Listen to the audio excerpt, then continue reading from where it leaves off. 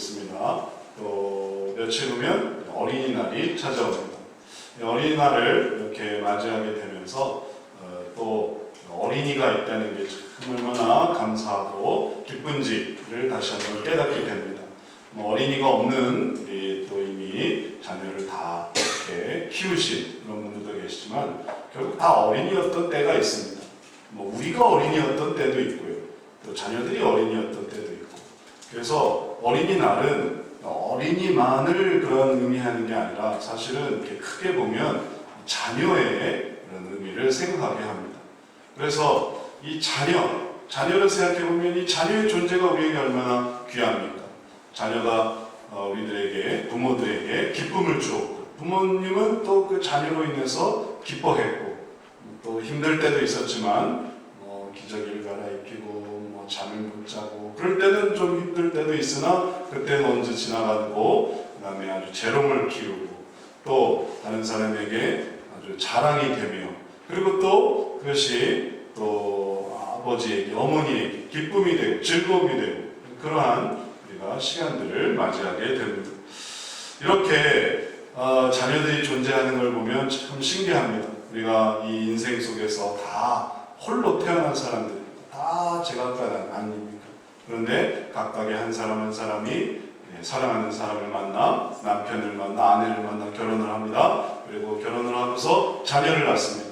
그러면 자녀는 내가 어렸을 때 경험했던 것을 또 새로운 모습으로 경험하게 됩니다.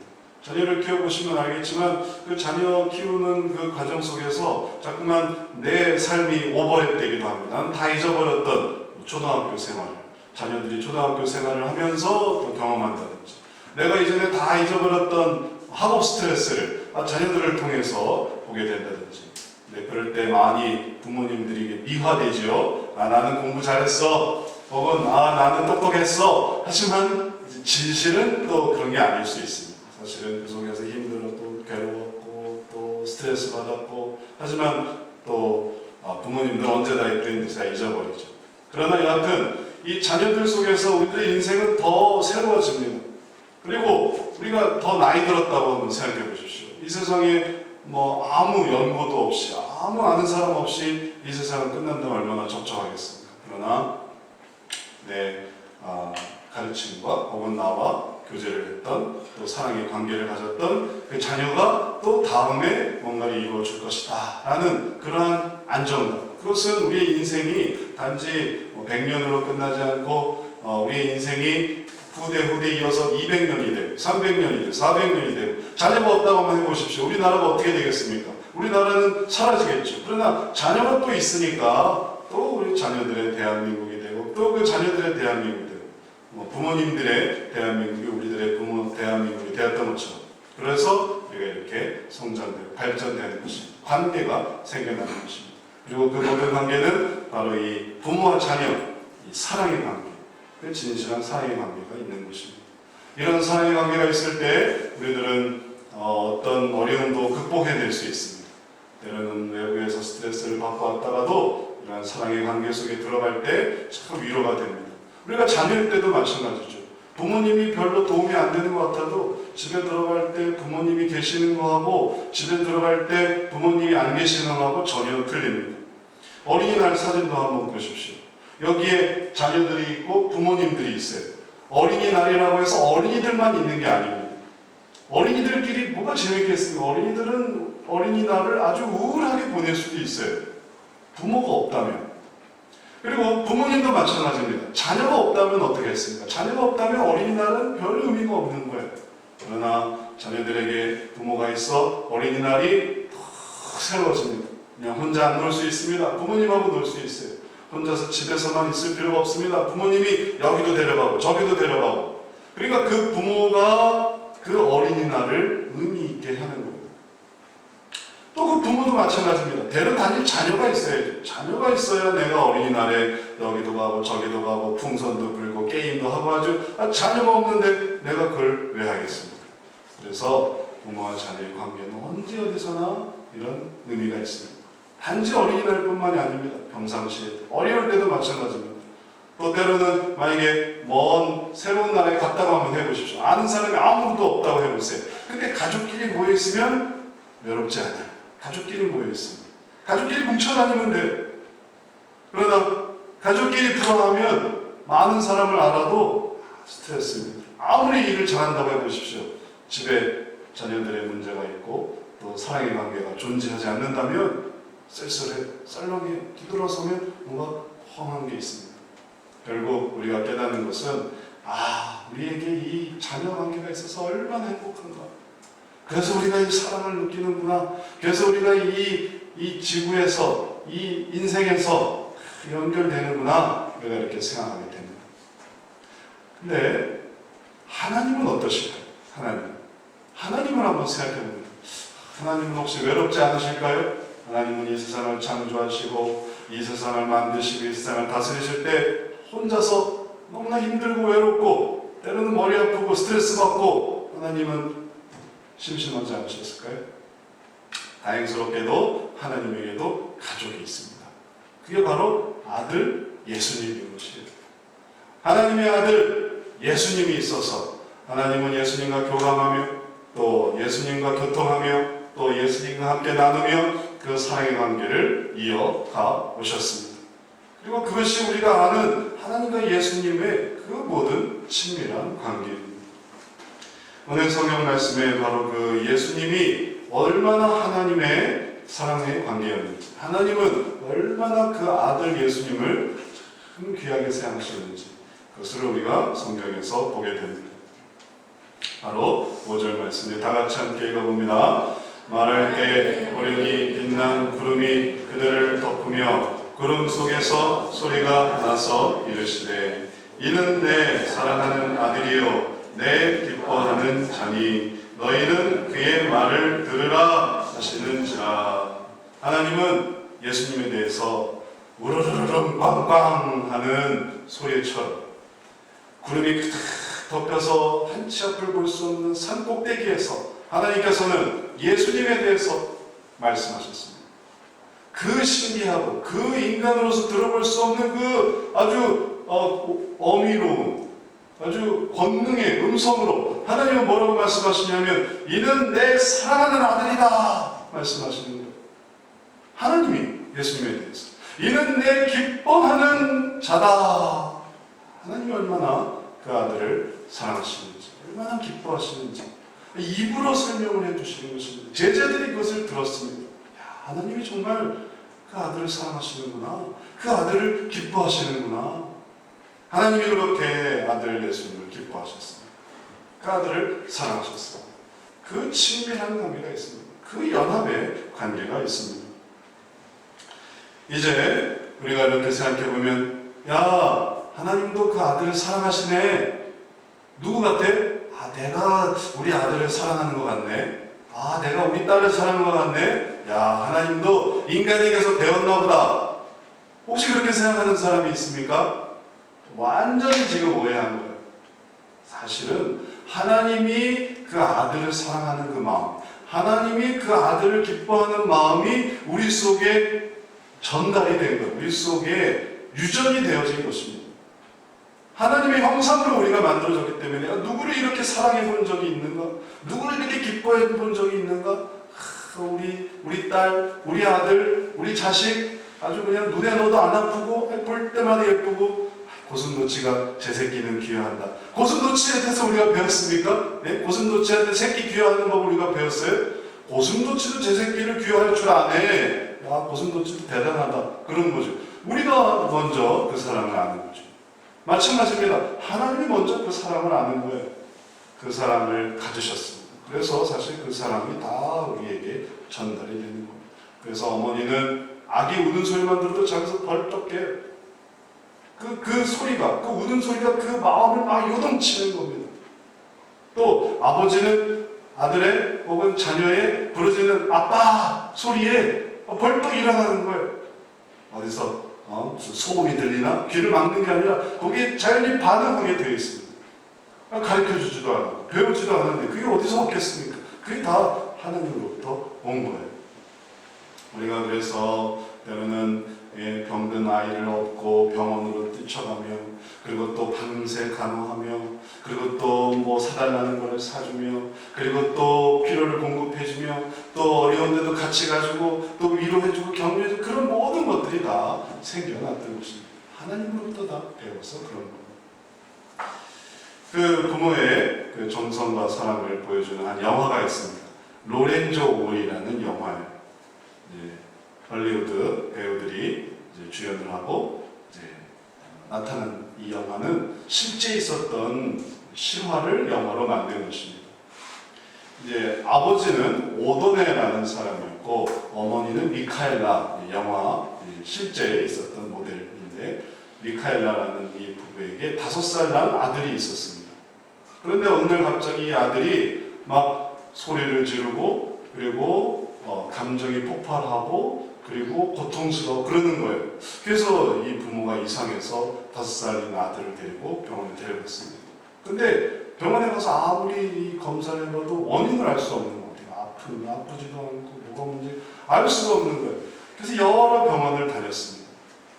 근데 한참 병원을 다니고 보니까 마침내 병명이 밝혀졌는데 이 병명이 ALD라는 병명, 유전적인 병이었습니다.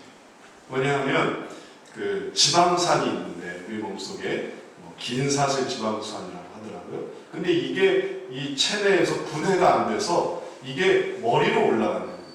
그리고 머리로 올라가서 뇌세포를 파괴하는 그런 병이라는 거예요. 증상은 어떻게 되냐면 이 병이 발병하게 되면 6개월 동안 감정의 기복, 그리고 또 이상한 행동, 그리고 폭력적인 그런 행동이 이어지다가 나중에는 1년 정도 되면 시각을 잃어버리고 청각을 잃어버리고 그 다음에 2년째에는 죽게 되는 그런 병입니다. 그러니까 이 검사 결과가 근데 이 병의 치료법이 없어요. 그때까지 병명은 나왔지만 발견할 수가 없었던 것입니다. 얼마나 절망적입니까? 얼마나 좌절하겠어요. 2년밖에 살 수가 없는 치명적인 병을 가지고 태어났던 거예요. 그런데 이 부모님은 포기하지 않았습니다. 이 원인이 지방산의 분해와 관련되어 있다면 끊임없이 뭔가 발견할 수 있는 방법이 있을 거야 하면서 도서관을 다니고 책자를 가지고 찾고 잡지를 뒤적이고 이 전혀 관계없던 의사도 아니고 또 그런 쪽에 관련이 있었던 사람들도 아닌데 이분들이 막 찾아내기 시작한 거예요. 방법을. 근데 어떻게 찾아낸 방법이 뭐였냐면 그 올리브유와 그 다음에 병지씨 오일이라는 이런 그 기름이 있대요. 근데 그게 이 지방산을 분해할 수가 있다는 거예요. 이 포화 지방산을 분해하는 효과가 있다는 거예요. 그런데 이 문제가 이게 쉽지 않은 게 왜 그러냐면은 이 올리브유와 그 다음에 이 평지씨 기름이라는 이 두 개를 그냥 흡수하면 이게 독성이 있어서 또 죽게 된다는 거예요. 그러니 이게 복잡한 문제가 생겼습니다. 어떻게 하면 독성도 제거하고 지방산도 분해할까 하다가 영국의 생화학자를 만나서 그 생화학자의 도움을 받아서 아주 적절한 혼합물을 만들게 됐습니다. 올리브유와 평지씨 오일에서 뺀 그 혼합물, 적절한 몇 대 몇으로 이렇게 혼합물을 만들어서 그리고 그거를 애한테 먹였더니 지방산이 분해가 된 거예요. 그래서 5살에서 2년밖에 못 산다는 애가 계속 살아갈 수 있게 된 겁니다. 실제 그 모습이 이렇게 생겼어요. 얘가 바로 로렌조. 이 사람이 로렌조. 이 사람이 그 아버지였고. 그래서 30살까지 살았어요. 그리고 이 로렌조 오일이 발견이 된 다음에 이거를 ALD 그 환자들한테 먹이니까 또 다 살아나는 거예요.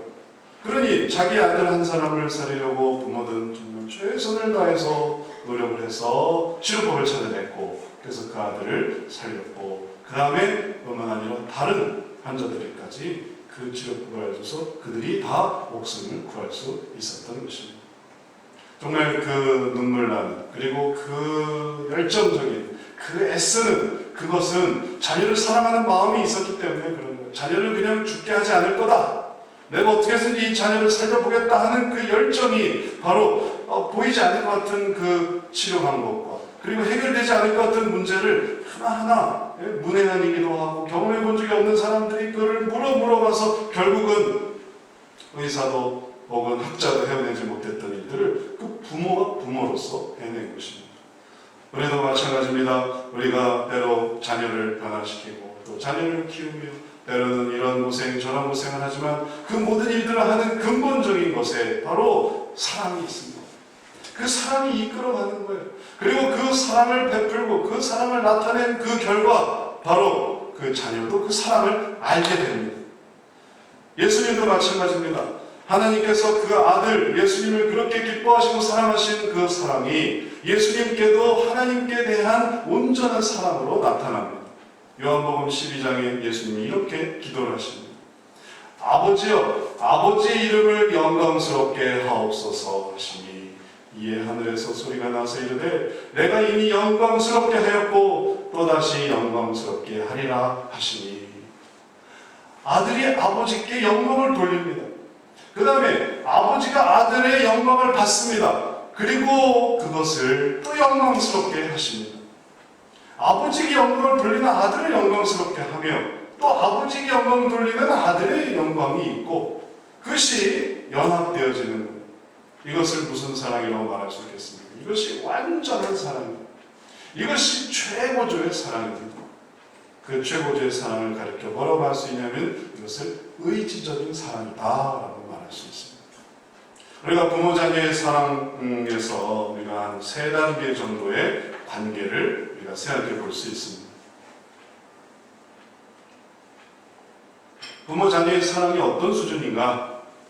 첫 번째 단계는 지식적인 관계예요. 이 지식적인 관계 속에서 우리 부모님이야, 우리 자녀야, 알기만 하는 거예요. 알아요. 우리 부모님 이거 나 해주셨지.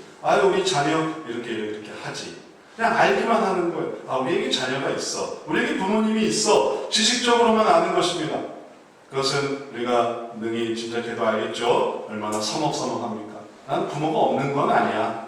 난 부모는 있어. 난 자녀가 있는 건 없는 건 아니야. 난 자녀는 있어. 그런데 신경을 안 써요.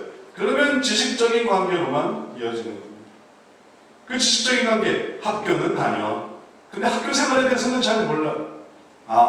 병은 있어. 하지만 병의 상태에 대해서는 잘 몰라요. 고민은 해. 하지만 그 고민은 관심이 없을 수 있습니다. 그럼 그냥 아주 초보적인 지식적인 관계. 그런데 거기서 좀 더 발전된 관계가 있습니다. 감정적인 관계. 감정적으로 교감을 합니다. 아이가 슬퍼하면 같이 슬퍼하고, 아이가 괴로워하면 같이 괴로워하고, 아이가 힘들어하면 같이 힘들어해요. 감정적으로 교감이 되는 거예요. 그럴 때 아이는 부모님과 연결이 됩니다.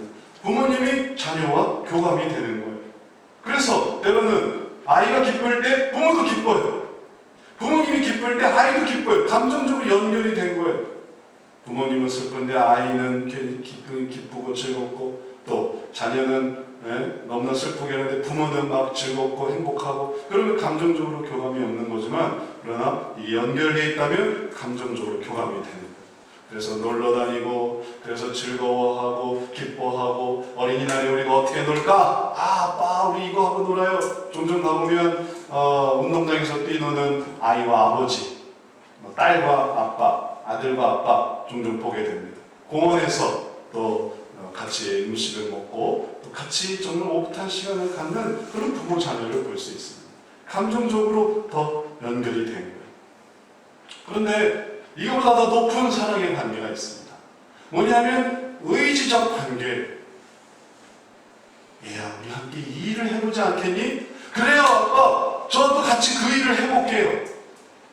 어떤 의지를 가지고 올바른 일을 향해 그리고 또 의로운 일을 향해 그리고 또 해야만 하는 일을 향해 부모와 자녀가 같은 의지를 가지고 나아가는 거예요. 근데 그렇게 하는데 자녀가 괴로워하지 않습니다. 내가 왜 그 일을 해야 되는데 저는 그런 거 하기 싫어요. 이게 그런다면 의지적 관계가 깨어지는 거겠죠. 아빠가 살아온 삶의 방식이 있습니다. 어머니가 생각하는 또 올바른 삶의 방향이 있습니다. 그런데 거기에 자녀가 함께 들어와서 아빠처럼 저도 이렇게 살아가 볼래. 엄마처럼 엄마의 그 진실함을 따라, 엄마의 그 목표를 따라 저도 한번 살아가 볼래. 그렇게 되기를 얼마나 우리가 소원합니까? 사실 아이가 살아나가면서 낳는 모든 스트레스는 다 이런 의지적 관계에 관한 스트레스예요. 중고등학교 때 의지적으로 이게 안 맞는 겁니다. 아버지는 이리로 가고 싶어 하지만 아들은 이리로 가고 싶어요. 그러면 그 전까지 사이좋고 기뻤고 같이 야구도 하고 같이 농구도 하고 같이 축구도 했지만 그러나 이제 벌어지기 시작하는 거예요. 아버지는 네가 공부를 열심히 해서 이런 사람이 되면 좋겠다. 근데 아들은 저는 그렇게 생각하지 않습니다. 저는 노는 게 더 좋아요. 저는 친구들하고 저는 이렇게 저렇게 하게 되면 그럼 이제 의지적 관계가 깨어지는 거예요. 이룰래야 이룰 수가 없습니다. 그러나 그 관계가 이루어진다고 한번 생각해 보세요. 그러면 그것은 얼마나 기쁜지 모릅니다. 아빠가 생각하는 대로, 엄마가 생각하는 대로 이렇게 해야 될 것 같고 저렇게 해야 되고 자기가 인생이 더 많이 살아보지 않습니까? 부모의 인생이 자녀의 인생보다 이건 몇 배, 한 4, 50배는 더 되지 않습니까? 그러니까 그 상황 속에서 이렇게 하는 게 어리석었고 저렇게 하는 게 옳았다는 그 모든 가치 판단 속에서 그렇게 하자고 할 때, 따라올 때 그때 자녀와 얼마나 의지적 관계가 형성되는지 이건 나이가 들어도 마찬가지입니다. 부모가 70이 됐어요. 자녀가 30, 40대입니다. 그런데 부모의 마음을 계속 속썩이고 그리고 부모의 뜻과는 전혀 상관없이 가게 된다면 그럼 나중에 감정적인 관계도 깨지고 나중에 지식적 관계도 깨지면서 그게 더 심화되면 그 관계까지도 깨져버려요. 의절하는 거예요. 왜냐하면 의지적 관계가 안 되면 다른 관계도 다 무너지게 돼 있기 때문에 그래요. 혹은 연결은 돼 있지 모르겠어요. 그래도 얘는 우리 애지. 우리 애였어. 지금도 우리 애기는 해. 그러나 생각이 다르다. 부모님이 이렇게 살았는데 어쩌면 얘는 이렇게 살아갈까? 라고 생각되게 되면 그러면 부모의 걱정과 근심이 되는 것입니다. 자, 이러한 사랑의 관계가 있을 때 하나님과 예수님은 어떤 관계를 가지셨겠습니까? 우리가 보았던 것처럼 하나님이 원하시는 것을 아들 예수님을 온전히 이루어 드리려고 했습니다. 그리고 아들 예수님이 원하는 게 바로 하나님이 원하시는 것이었어요. 그래서 요한복음 17장 21절, 22절에 아들이 원하는 것을 한번 보십시오. 아들이 간절히 원하는 것은 바로 이런 것이었습니다. 아버지여, 아버지께서 내 안에, 내가 아버지 안에 있는 것 같이 그들도 다 하나가 되어 우리 안에 있게 하사 세상으로 아버지께서 나를 보내신 것을 믿게 하옵소서. 내게 있는 영광을 내가 그들에게 주었사오니 이는 우리가 하나가 된 것 같이 그들도 하나가 되게 하려 함이니이다. 이 아들 예수님, 하나님이 사랑하시고 하나님이 기뻐하시고 아들이 간절히 바랬던 것은 뭐냐면 하나님과 연합된 것처럼 바로 인간들이 바로 우리들이 구원을 받아 하나님과 연합되기를 간절히 바랬던 거예요. 그런데 이러한 간절한 바램, 이것은 바로 예수님의 바램이지 않았을까? 예수님이 원하는 것? 그래도 역시 예수님은 하나님의 아들이라 다르셔. 하나님은 아들 예수님은 이 세상에서 더 호화롭게 살기를 원하신 것도 아니고 또 즐겁게 살기를 원하신 것도 아니고 정말 예수님은 아버지의 뜻을 따라 이 인간을 구원하시고 인간이 하나님과 함께 되기를 그렇게 원하셨구나. 근데 그 원하는 것은 우리가 단지 아들의 편에서 하나님께 향한 원하는 것뿐만이 아니었습니다. 그건 바로 하나님이 아들에 대해서 원하시는 것이기도 했습니다. 그의 말 속에 하나님이 원하시는 게 있습니다. 곧 내가 그들 안에 있고 아버지께서 내 안에 계시어 그들로 온전함을 이루어 하나가 되게 하려 함은 왜 이렇게 하려고 하는가 하는 것은 아버지께서 나를 보내신 것과 또 나를 사랑하신 같이 그들도 사랑하신 것을 세상으로 알게 하려 함이로소이다. 아들 예수님이 그저 혼자서 이걸 원하신 게 아니에요. 아버지 하나님이 바로 이것을 아들에게 원하셨다는 것입니다. 그걸 예수님은 아주 자기도 더 기뻐하는 거예요. 그래서 하나님이 아들 예수님이 나타내신 것은 하나님이 나타내시려고 하는 바로 그것이었어요. 아버지가 나를 보내신 것, 그 다음에 아버지가 그들을 사랑하신 것. 하나님 아버지가 있고 아들 예수님이 있었고 인간이 있는데 하나님이 인간을 싫어하시고 하지만 아들 예수님이 인간을 데리고 하나님께로 돌아오려고 하는, 그러니까 부모님이 원치 않는 애들을 집에 데리고 와서 부모님이 인사시키려고 하는 그런 관계가 아니고 아버지도 이 인간들이 구원받기를 원하시는 것입니다. 이들을 사랑하시는 것입니다. 그러나 다만 죄 때문에, 그 죄값 때문에, 그 더러움 때문에 나오지 못하는 걸 예수님이 하나님이 인간을 사랑하시는구나 깨닫고 그 사랑하심을 이루기 위해서 인간의 모든 죄를 자기가 지시고 그리고 나서 인간들을 아버지께로 데리고 돌아오시는 거예요. 그러니 그러한 예수님의 모습은 얼마나 하나님 보시기에 기뻐하며 그리고 사랑스러운 모습이 되겠습니다. 예수님의 기도는 이렇게 종결됩니다. 아버지여, 내게 주신 자도 나 있는 곳에 나와 함께 있어 아버지께서 창세전부터 나를 사랑하심으로 내게 주신 나의 영광을 그들로 보게 하시기를 원하옵나이다. 그래서 아버지가 아들에게 주셨던 그 사랑을 바로 우리 인간들도 누리게 되기를 원합니다. 그 사랑 속에 거하게 되기를 원합니다. 우리가 자녀를 사랑하면서 그 사랑을 느낍니다. 그 마음이 절단합니다. 내가 얘를 위해서 뭘 해줄까? 얘를 위해서 어떻게 하면 더 도와줄 수 있을까? 그 사랑의 마음, 그 마음을 바로 하나님 안에서 느끼게 되기를. 그러니 그 사랑의 마음은 무슨 마음입니까? 바로 하나님께로 나아가는 마음이죠.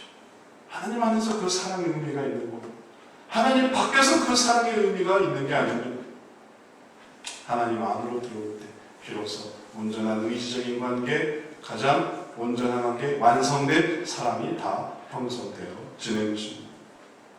이 온전한 사랑을 우리가 볼 때 우리들의 사랑을 한번 세안해 봅니다.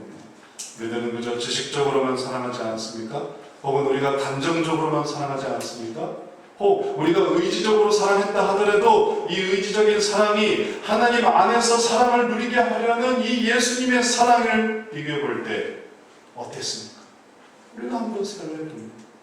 우리가 혹 때로는 공부만 잘해다오, 혹 우리가 몸만 건강해다오, 혹 우리가 그저 웃고만 잘하다오, 행복하기만 잘하다오 라고만 원하지 않았습니까? 그러나 진정한 사랑은 뭐냐면 그 모든 삶이 하나님께로 와서 하나님의 사랑을 알게 되는 것이에요. 놀러 다니고 혹은 공부하러 다니고 혹은 재밌게 즐겁게 혹은 편안하게 조금 더 자고 조금 더 쉬고 조금 더 즐기면서 그러면서 하나님의 사랑을 알지 못하게 된다면 정말 그를 사랑하는 것일까요? 그가 하나님의 사랑을 알지 못하게 됐다면 그러면 그는 어떠한 자가 된 것입니까? 내가 그를 위해 해준 그 모든 것이 밥을 차려주고 혹은 전화를 걸어주고 혹은 또 선물을 준 그 모든 사랑이 너무나 부족하게 되어버린 거예요. 진짜 사랑은 하나님 안으로 들어가도록 하나님을 믿도록 하나님을 의지하도록 하나님을 사랑하도록 하는 것이 그것이 가장 진정한 온전한 사랑인 것입니다. 그것이 바로 예수님이 하나님의 사랑을 받으면서 보여준 가장 온전한 사랑인 것입니다. 이제 그 사랑을 우리가 하려고 할 때 그것은 신앙교육이라고 규별될 수 있겠습니다. 그러나 그것은 더 깊은 사랑의 관계, 진정한 사랑을 알게 해주는 것. 그래서 왜 그렇게 교회 가라고 했는지, 왜 그렇게 하나님을 사랑하라고 했는지, 왜 그렇게 하나님을 의지하라고 했는지, 우리 부모님은 진짜 나를 사랑하셨구나. 하나님 안에서 그 사랑을 발견하게 되기를 원했구나. 하나님 안에서 그 영광을 보게 되기를 원했구나 할 때 그 자녀가 진짜 사랑을 아는 거예요. 그러나 교회 가는 것보다는 좀 더 자라. 교회 가지 말고 좀 더 공부해라. 하나님 의지하지 말고 그냥 너 하고 싶은 것을 해라 했다면 정말 사랑하는 것은 아니라 그저 감정적으로 사랑하고 끝나는 것입니다. 그런 면에서 그리스도의 사랑, 하나님의 사랑이 절대 헛되지 않은 그 그리스도의 하나님의 진정한 관계는 우리들이 앞으로 어린이날 뿐만 아니라 우리 자녀들에 대해서 또 부모님을 사랑하는 것도 마찬가지죠. 어떻게 사랑해야 되는가? 먹을 거 드리고 선물 드리고 안부 묻고 이런 게 아니라 정말 그 하나님의 사랑으로 갈 때 그때 그것이 진정한 사랑이라는 것을 우리에게 보여주고 있는 것입니다. 이 모든 일들은 다 변화산에서 일어났던 일들입니다. 하나님께서 구름 가운데서 예수님이 어떠한 분이다라는 것을 보여주신 것은 이 변화산에 올라갔을 때 일어났던 일입니다. 근데 그 변화산 사건에서 이 제자들의 모습을 보면 그들은 이 사건을 잘 이해를 못했습니다.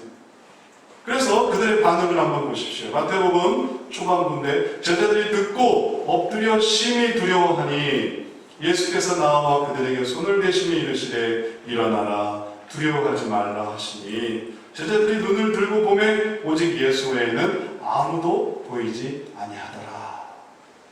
이 제자들에게는 이 사건이 왜 하나님께서 이 시점에서 이는 내 사랑하는 자요 내 기뻐하는 자다라고 말씀해 주시는지 그 상황을 전혀 이해를 못했습니다.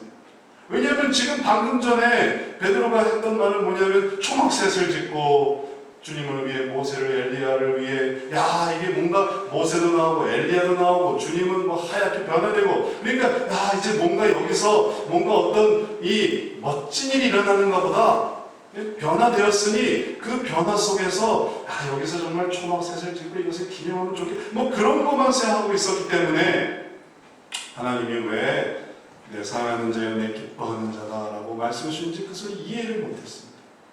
그러나 나중에 모든 것을 깨닫고 난 다음에 베드로가 이해를 했습니다. 그게 그때 바로 그 시점이어서 바로 그렇게 말씀해 주셨구나. 그 이유가 있는데 그걸 베드로후서에서 발견하게 됩니다. 베드로후서에서 바로 그 사건을 이렇게 회상하며 말합니다. 지극히 큰 영광 중에서 이러한 소리가 그에게 나기를 이는 내 사랑하는 아들이요 내 기뻐하는 자라 하실 때에 그가 하나님 아버지께 존귀와 영광을 받으셨느니라. 이 소리는 우리가 그와 함께 거룩한 산에 있을 때에 하늘로부터 나는 것을 들은 것이라. 그때 예수님은 뭘 받으셨냐면 존귀와 영광을 받으셨어요. 하나님 아버지께. 근데 그게 음성으로서만 존귀와 영광을 받은 것이 아니라 예수님이 그때 무엇을 생각하며 무엇을 간절히 원하시고 무엇을 준비하셨는가를 보여주는 것이며 그때 예수님이 존귀와 영광을 받으셨던 것입니다. 그게 뭐였을까요? 변화산에서 모세와 엘리야와 함께 예수님이 뭘 얘기하셨을까요? 무슨 생각을 하셨을까요? 무슨 고민을 하셨을까요? 십자가에서 죽으실 것을 나누었습니다. 그 변화산에 올라간 것은 바로 모세와 엘리야와 십자가에서 죽으실 것을 나누었기 때문에 그래요. 그때 주님이 가장 존귀하고 영광스러우셨어요. 주님이 이 세상에서 먹고 마시고 쉬고 놀고 야 우리가 안 가본 데를 가보자 즐거운 것을 한번 해보자 그러면서 존귀와 영광을 받은 게 아니라 내가 주님께 그 우리 사랑하시는 백성들을 위해 내가 그 죄사함을 위해 내가 어떻게 해야 될까 이제 내가 십자가에서 죽어야 되는데 그 일을 어떻게 하면 그 일을 감당할 수 있을까 할 때 하나님께서 바로 그 시점에 이는 내 사랑하는 자요 내 기뻐하는 자다라는 영광을 내려주셨던 것입니다. 그런 영광은 또 그 전에 나옵니다. 예수님이 세례 받으실 때 예수님이 공생애를 시작하실 때 이는 내 기뻐하는 자요 내 사랑하는 자다. 우리도 자녀들을 가장 기쁘게 살다는 때가 언제입니까? 자녀들을 가장 사랑하게 될 때가 언제입니까? 놀 때, TV 보고 있을 때, 자고 있을 때, 또 간식 먹고 있을 때? 아니죠. 우리도 그렇지 않습니까? 우리가 가장 사랑스럽고 가장 기쁘게 될 때는 그가 어떤 상을 받았을 때, 그가 어떤 일을 잘 끝냈을 때, 시험을 잘 치렀을 때, 그것을 굴하지 않고 그것을 피하지 않고 그것을 잘 감당했을 때 그때 너무너무 예뻐 보이는 너무너무 마음이 좋은 것입니다. 그가 졸업을 할 때를 한번 생각해 보십시오. 그가 입학을 할 때를 한번 생각해 보십시오.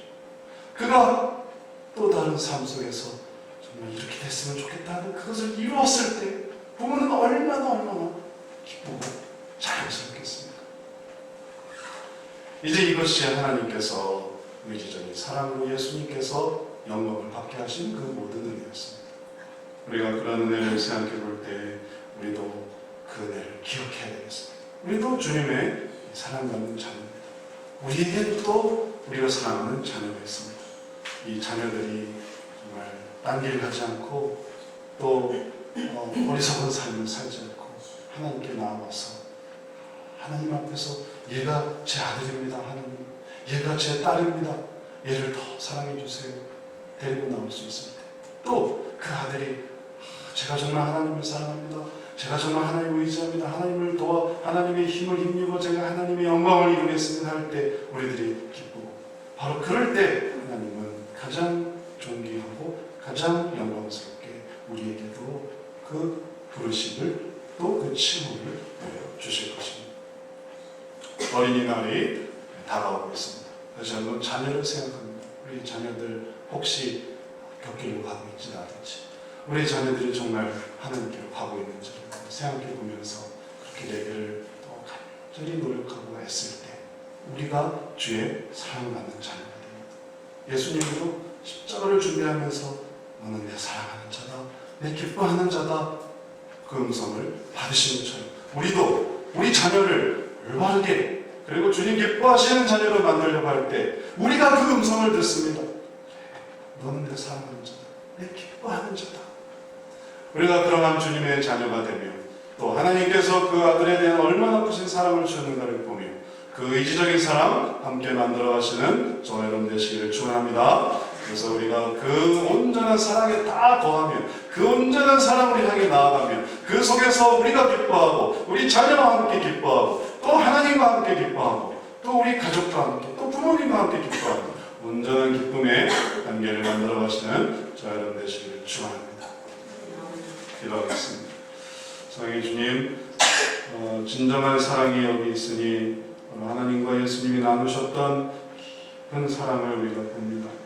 우리가 그 사랑을 깨닫지 못하고 그저 물질적인 사랑, 표면적인 사랑, 그리고 어느 방향으로 가는지 신경 쓰지 않는 그런 부족한 사랑을 하고 있지는 않은지 우리가 돌아보게 하시고, 진정한 사랑이 바로 예수님께서 하나님께 물려드렸던 사랑의 마음의 것을 깨닫고 또 하나님께서 예수님에게 보이셨던 왜 사랑하시고 왜 기뻐하시는지 그 진정한 사랑의 마음을 다시금 저희에게 깨닫게 하여 주옵소서. 그래서 우리도 그러한 귀한 사랑 해나갈 수 있게 해 주옵소서. 우리 자녀들, 우리 어린이들이 정말 그런 귀한 사랑을 받으며 자라나게 해 주옵소서. 이 세상에서 그저 표면적으로 또 겉모습으로만 성장하는 게 아니라 속사람이 성장하여 하나님의 귀한 자녀들이 돼서 하나님의 깊은 사랑을 누릴 수 있는 우리 어린이들, 우리의 자녀들, 우리의 딸들, 아들들 되도록 복내려 주옵소서. 간절히 다가오며 우리를 사랑하신 예수 그리스도의 이름으로 기도드렸사옵나이다. 아멘. 우리 찬송 같이 부르고 헌금 드리도록 하겠습니다. 찬송 300